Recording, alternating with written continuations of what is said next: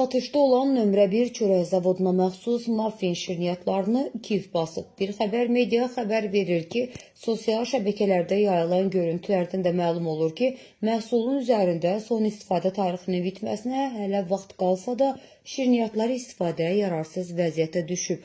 Alıcının bildirdiyinə görə məhsul istehsal tarixindən cəmi 5 gün sonra kiflənib. Bu isə şirniyyatın hazırlanması zamanı istifadə olunan xam malın keyfiyyəti və saxlanılma şəraiti ilə bağlı ciddi suallar yaradır.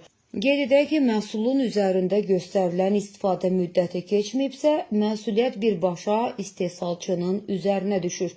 Qeyd olunur ki, əgər məhsulun son istifadə tarixi keçməyibsə və buna baxmayaraq kiflənibsə, bu artıq istehsal prosesində və ya qablaşdırma problemi olduğunu göstərir.